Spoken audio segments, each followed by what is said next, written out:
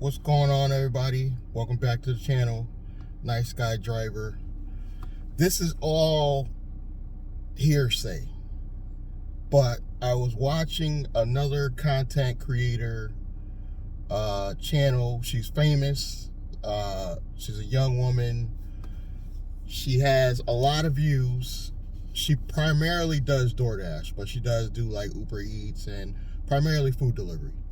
So I'm watching her channel, and she got an offer for a company.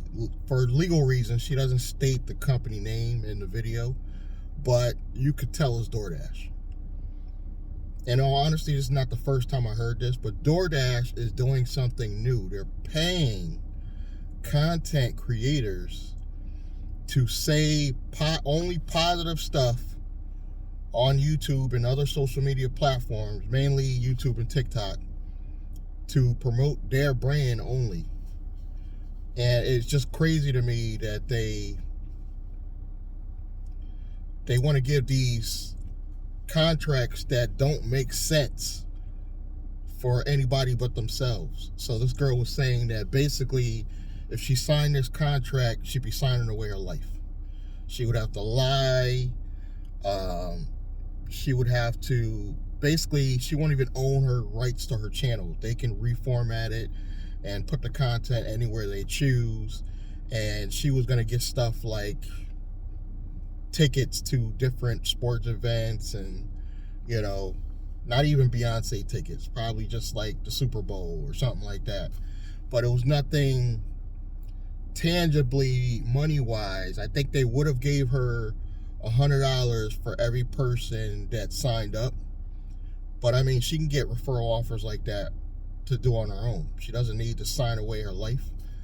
Ultimately, she didn't sign. They didn't come back with a reasonable offer. And she basically, I think she quit. I think she quit doing rideshare food delivery altogether. But this content creator makes so much on AdSense revenue. I think she's good.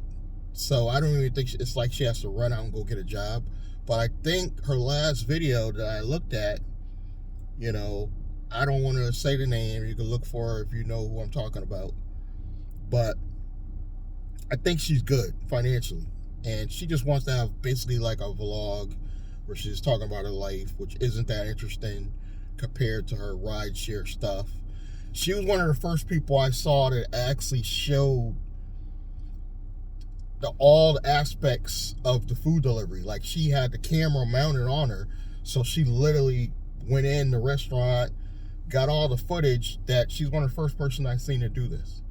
A lot of people will be just sitting in their car like me, just talking about what they did, but they're not physically showing it. That's the difference, I think. And she blew up pretty fast. And she does do other things, but she's tried other apps, but just primarily DoorDash. And like I said, I've heard other content creators call out other content creators for being quote unquote actual DoorDash employees. Nothing wrong with actually being an employee for the company, but if you got to sell your soul to do it, guys, I'm broke, and I would not sell my soul. You know, granted, I don't do food delivery, but even if I did, I would not sell my soul for these apps. A lot of people hit me up, primarily on TikTok, and they'll be like, how does he have the balls to say this about Uber and Lyft without worrying about being deactivated? Guys, the money is so bad in rideshare. I know you hear the stories. You will hear the stories about the rideshare drivers that go out and they make $2,000 a week. It is possible. But the amount of hours and wear and tear on your car, you got to deduct that. These guys are talking about $2,000 a week before wear and tear in the car, gas, maintenance, tires. They're talking about that upfront money they made from driving, you know, 10, 12 hours a day. and completely destroying their car. And some people say renting is worth it because you're not doing the wear and tear in your car, but you still got the cost of the rental, which is 3 times more than if you financed your car. You'll make more revenue if you financed your car as opposed to renting your car. So it's a loss either way. The only time I would say this is worth it is if you treat it like what it is. Uber and Lyft is a part-time hustle. But even if you're doing it as a part-time hustle, I still recommend you try to pick and choose your battles. A lot of these trips now, they're paying less and they want you to drive double the miles. That's why these drivers are complaining. The minimum fare ride should, in my opinion, should be no less than $5. I'm talking about even if you go to somebody's house, they don't show up, that should be $5.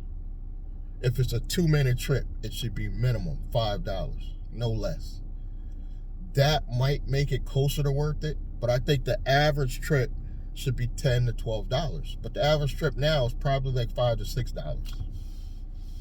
And that's for the birds. This is why rideshare drivers complain. This is why they decline. Everybody's acceptance rate is going down. Everybody.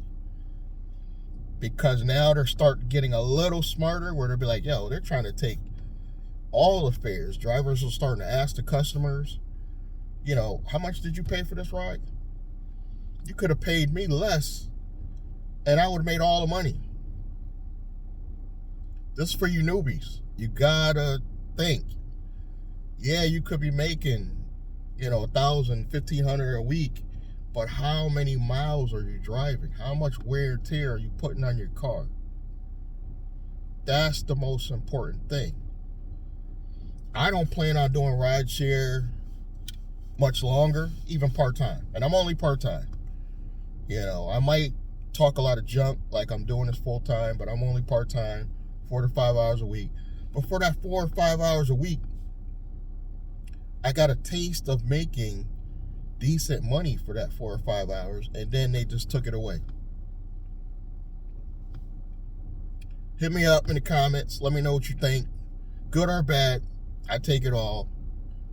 For the ones that do want to support me, please, thank you.